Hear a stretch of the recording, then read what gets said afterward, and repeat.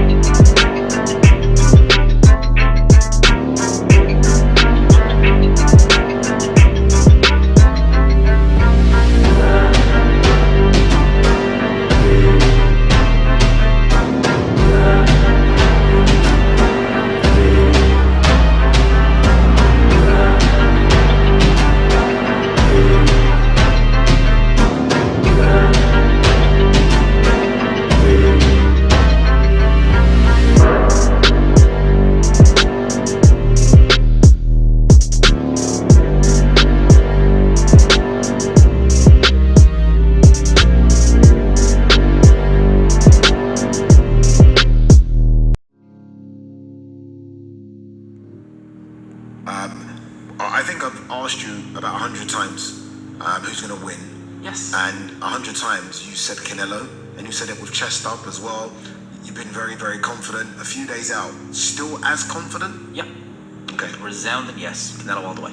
Okay. Done a prediction video, said it. Do you know what? I done a prediction video, I actually recorded it yesterday. I made sure to look at as much of Crawford as I can. To kind of I wanted to be as fair as I could be. People knew I was picking Canelo, but like, see how Crawford can win. And honestly, every scenario I think of, I just think, nah, Canelo's got that. I just can't see Crawford winning this fight. I really can't. I've said it several times. I love Crawford and Canelo. It's like, I'm going to be disappointed whoever loses because I like them both so much. Yeah. But I just can't see Terence Crawford overcoming the size, the power of Canelo. And listen, you're only as good as your last fight. Against Madrimov a year ago, he didn't look amazing. I thought he won it, but it was close, very close. He's a year older now. Yeah. You know, at that stage, we talk about it like... But I'm almost upset that he didn't have one in between at 160 to feel what it's like with that extra weight on your legs. Because I look at him now, and I looked at him against Madrimov, and it's almost a different physique. And I mean, sparring, but having to carry that physique, this new physique, I saw Jamel Charlo's legs completely go against Canelo. Yeah. And that was him jumping from 154 to 168. But at least he had 30 fights at 154. Yes. Let's be honest, this is a welterweight in Crawford going to 168. So he's packed on 20 pounds of muscle, really. Just put this in context, right?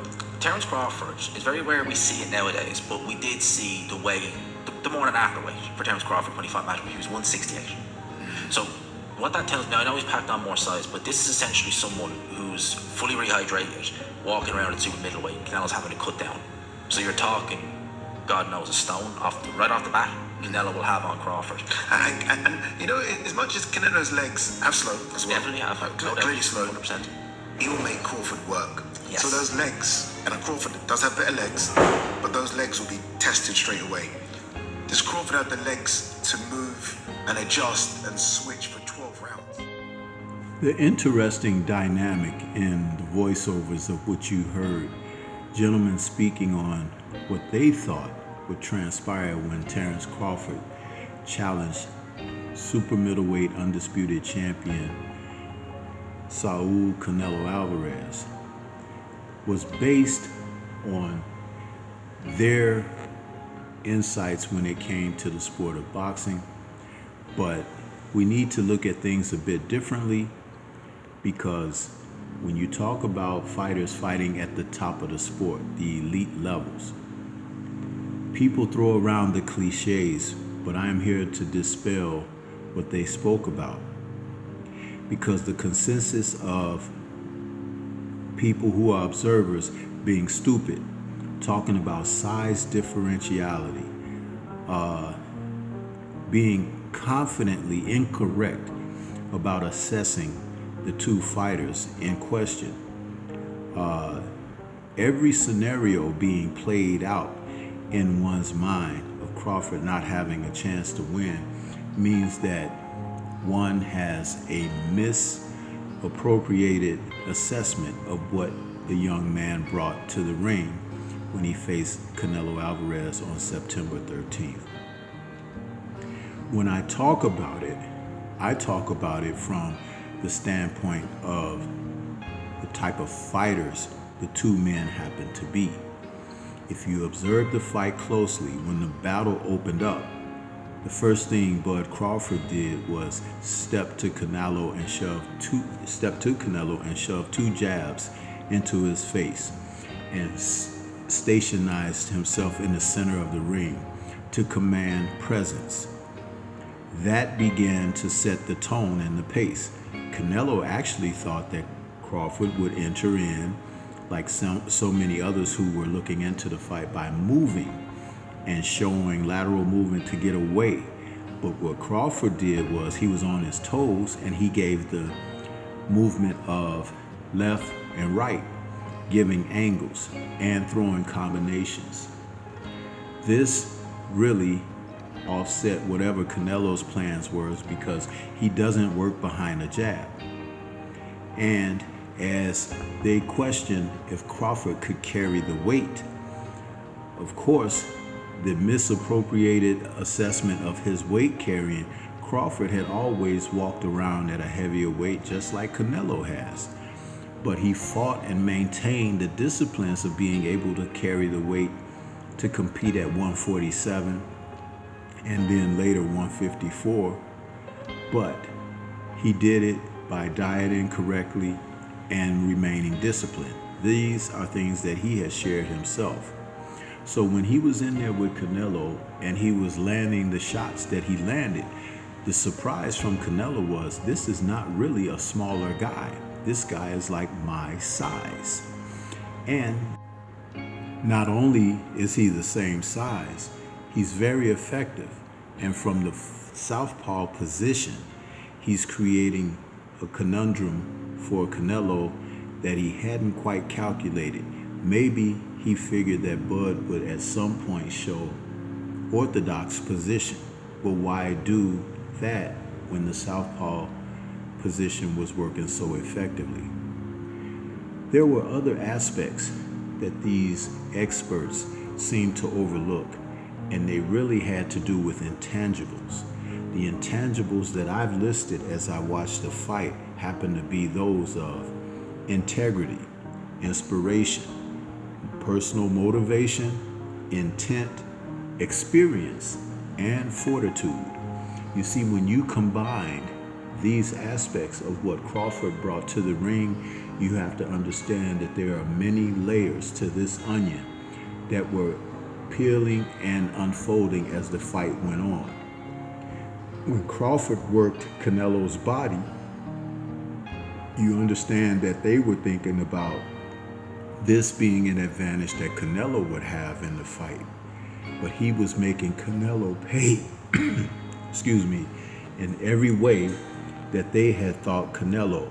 That's where the experience factor came in. Crawford had often spoken about sparring and working with bigger men in the gym on a consistent basis, even when he was down at the lighter weight divisions.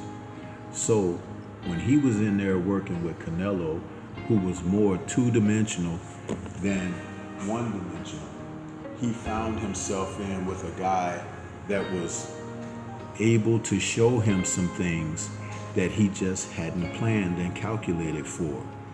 You see, when they talked about Jaron Ennis being able to be in the fight with Canelo in the gym, training and preparing, Crawford told him, That's not me. Crawford has a different mentality. He has a different intent.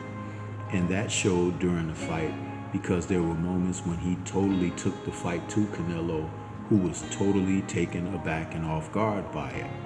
See, these type of characteristic traits for a fighter are on display when they are able to raise the level of what they do, which is why I'm saddened by the pundits and critics who assessed him not being able to compete at the highest level. Fighters like Crawford require challenge, and he met the challenge of Canelo Alvarez, and Canelo was not able to raise his game as they faced one another. And so now we have a new undisputed super middleweight champion, and all of these people are made to look incorrect because they hadn't looked deeper into the talent of the fighters. Canelo has been the same fighter for many years and has had the same issues when he faced talented boxers. But people were looking to want to award someone who was not necessarily a melanated fighter and give them credit without looking at the difference with talent, ability, and capability rolled into experience. This is Stormy B-Man. Shout out to the mighty LDBC and Liberated Perspective. For more content such as this, please like, comment, subscribe, and share. Leave thoughts, and let's discuss further. Peace to everyone out there, and everyone please remain safe.